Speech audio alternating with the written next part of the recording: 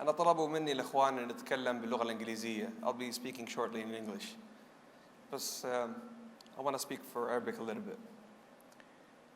طبعا أنا تربطني علاقة جدا حميمة بسابق. علاقة ترجع ما أقول لكم كم، بعدين تقدرون تلعبون guess game بالأعمار وكذا، بس عقود. أنا من الناس اللي أفتخر فيهم جدا، واحد الرول مودلز في حياتي طبعا الوالد ثم خالي. هذا لقاء أخوي، فذكروا لي الإخوان أني حتكلم بصفة شخصية. أنا خالي الدكتور مؤيد القرطاس.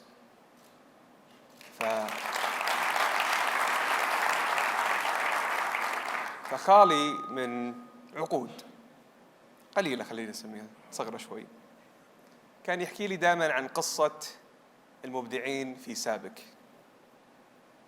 كان دائما يحكي لي أن هذه الشركة اللي استطاعت تأخذ تحدي من عقود، أنها بإمكانها بأيدي سعودية وبتقنية سعودية وبقيادة سعودية صناعة المستحيل. وتشرفت العام الماضي في برشلونة بتسليط الضوء عليها، فأصالة عن نفسي ونيابة عن خالي بيض الله وجهكم واحد واحد.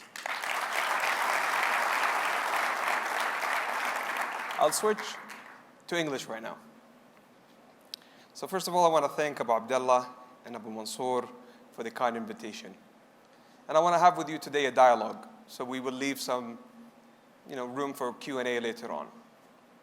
But honestly speaking, if you look at the slides, if we can start with them, the title today is Disrupt or Be Disrupted. And I'm here to talk to you about disruptive chemistry. Because if you talk to Babson College, it's projected in the next 10 years that 60% of Fortune 500 companies will not exist. The World Economic Forum, as a matter of fact, predicts over the next 5 years, this rate of acceleration and disruption is going to be so big. And I'm going to share with you a story so we can draw a parallel. And a lot of times, history is a great predictor of the future. So this is a story about disruptive chemistry. And I know that the Kodak story of this story have been overused so many times. But there's another story with Fujifilm. And this story has to do with a chemical called collagen, or more of a protein. And I'll come to it shortly. So Kodak, in short, were the leader in filmmaking. They started the first digital camera, and they started actually in the 70s. They actually developed the first social media platform for actually sharing pictures. So they were not customer-centric, they were photocentric, and that was one of their biggest mistakes. And if you look at any digital transformation, it has three types of values. There's an experience value, there's a platform value, and there's a cost value. And across the board, Kodak missed the board on a number of fronts. They kept the digital camera in the drawer. The photo approach missed the boat, and then they went to bankruptcy. Now let's look at the more interesting story, which is Fujifilm. Now Fujifilm, a completely different story, and it's very relevant to you, and I'll share with you shortly. They have predicted that the digital camera is going to disrupt them. And they predicted that the digital camera is not good enough to compete with the evolution of the smartphone. So what they have realized that they have to look at their people, their processes, their technology, and the data to transform their business. And what they have found was something very astonishing. They have found they had the best R&D capability and scientists and know-how in how to use collagen for preserving film. And what was astonishing is that they can repurpose collagen with antioxidants and nanotechnology to release one of the largest cosmetic business globally, Astalift. So the same chemicals that preserve film were good enough to preserve human skin with anti-aging solutions. So if we go back to Kodak, while Kodak was doubling down late in the cycle in R&D and digital in 2000, by the year 2001, film was representing 2/3 of their profit. By 2017, it's 1%. And in parallel, they have doubled their revenues with a cosmetic line. This is digital transformation. Anybody here thinks that I was here to talk to you about technology was mistaken. Digital transformation is all about disrupting business models, leveraging digital, physical, and bio. So it's very critical that we keep the story in line. Now, to frame this, if I was a board member in SABIC, this is the dialogue I'm going to have with you. There are some businesses that are commoditized, where margins are under pressure. Supply and chain dynamics, the US-Chinese trade war, Brexit, there's a lot of price pressures. So there are some businesses that at one point there's a value vampire that will capture the value that we have. A startup, a small enterprise, and that's the business where we harvest. So I'll be having a dialogue with the board, with the executive management. What are the businesses that we're going to trim and consolidate to make sure that we can have some cushions against some of the disruption that is happening? There are some businesses, so if I go to the defensive approach of business transformation, there are some businesses where it doesn't make any sense. It's the film industry. It's going to go from 2001 of 2/3 to 2017 to 1% of our profits. It's dying. I have to immediately and surgically repurpose those folks that understand collagen so well to protect film, to protect skin. And those are the businesses that I'll be asking SABIC in my board, and they were too kind to tell me I can be direct with you today. What are the businesses that over the next 10 years we're going to divest from? Because it's being commoditized, because it doesn't fit the new SABIC, where they have chemistry that matters, where the future is our frontier. So that's the downside of digital transformation. But there's a good side. The good side is on the offensive. So what are the expertise, the R&Ds, the leadership, the DNA that SABIC has that we could repurpose immediately to capture the next $12 billion opportunity, the next Asta lift? What are the other opportunities that we can go and aquapy? And this is where Fujifilm, nobody knows this, but today they are in consumer electronics. Today they are in the medical field and in other adjacent services. And that is one of the key highlights should be today of this offsite. We should have this candid conversation about what are the next $1 billion, $5 billion, $10 billion opportunities that we're going to gear our best leadership, our best thinkers to go and capture. I have some good news for you. I know I was a little bit maybe too assertive, or Dr. Yusuf said to me today this morning, don't be too aggressive. I said to him, fair, I'll be assertive.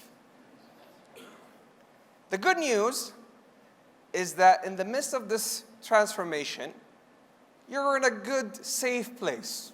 Because if we look at the digital vortex, the industries that will be sucked by this digital transformation, if you look at it, the projection, and remember, this is projection. So many times, they're off the mark. But directionally, the first services that will be disrupted is media and entertainment, in tech and services, telecommunication, and then we go to manufacturing. Because there's the barrier of entry is very high, there's an R&D spend to be exposed to. So we're in a good, pretty shape. So if some companies I project are going to disappear in the next 5 years, I think some of your elements will disappear in 5 years if we don't change and disrupt ourselves. But there's some good news. You have some headroom. Now, more assertive dialogue. While I'm not an expert in these, and I'm sure any of you can beat me at any of these fields, all I can tell you is that when I asked my team, what's happening globally for the petrochem industry? They said to me today, no matter what you look at it, whether you're looking at methane, ethane, propylene, all of these different products lines, there are pricing pressures. So to me, suggests to me that the theme in 2019, moving into 2020 for this offsite, should be how we're going to harvest, retreat, and disrupt. And I was told that this is the senior executive leadership team that I'm fully confident that can make those decisions. But once again, some things we need to have an evolution rather than a revolution. So maybe on the retreat space, it's maybe a 10-year journey, so we can ease it off. On the harvest, it's a 5-year journey, but on the disrupt, it has to happen today and yesterday. So here's food for thought, and I'm going to leave this slide later on for the Q&A, because I really, if there's one thing I want everybody to remember, I personally project in the next 5 years, if any company does not transform digitally, it's gone. And it's going to be on the downward spiral, nosedive, moving forward. And you can quote me on that. So it's very critical for us to know that we live today in a world, people are already talking about the 5th industrial revolution. And we're still debating whether the 4th industrial revolution is real. So what we need to do, so from a government standpoint, we're moving as a government from red tape to red carpet. You've heard that from me before. We're becoming citizen-centric. We are moving from command and control, توجيه. That's the first word I heard 2 years and a half ago.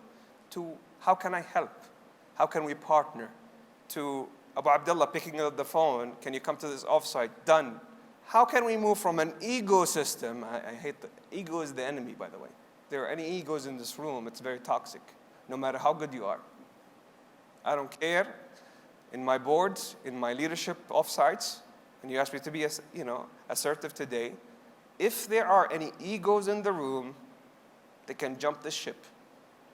Because there's 3 levels of intelligence. There's IQ, EQ, and PQ. Anybody who thinks IQ keeps you in the board is mistaken. IQ only is good for one thing and one thing only, getting a job. That's it.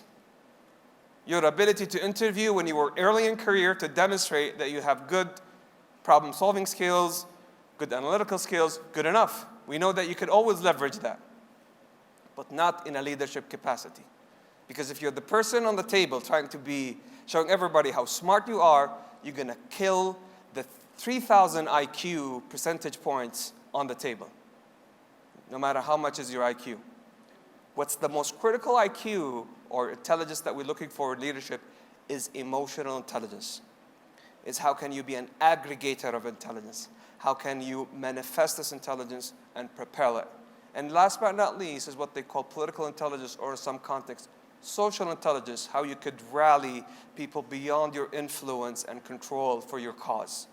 And these are the 3 types. So if the government is transforming, I am seeing some businesses not catching up with government. What's going on? You cannot talk to me today about ERP. ERP is systems of records. That's yesterday. You talk to me about systems of engagement. How you're engaging your suppliers, how you're engaging your customers, how you're taking value from that data, translating it into information, into wisdom, into action. If you keep it as a transactional record type of relationship, you're going to be gone because you're not harvesting the value of data. And today, one of the second things I've observed still in businesses is silos. And I think the role of the chairman, the vice chairman, and the CEO is silo busting. If there are any internal politics in an organization or people that do not want to work with each other, it's both of your responsibilities to either help them shape up or shape out. To wrap up, you need to consider the following. Legacy leadership, command and control is over. Today, it's all about being entrepreneurial, even in a company as big as SABIC. For your early in careers, STEM, STEAM, you want to add a D with design, I don't care. Those are the few things that you have to focus on. And I mentioned it, emotional intelligence is the most critical type of intelligence for a leader. And last but not least, stop living in analog. Live in artificial intelligence, where everything is cognitive, where data drives business, drives growth, and moving forward. Going back to my story, so now I'll share it a little bit in English. My uncle was one of the founders of R&D in SABIC, so for the English speakers. He said to me, if there's one thing that I dream you deliver today, is help me motivate and rally those most amazing leaders in how can we commercialize those critical assets that we have. So I want to thank you so much for your time.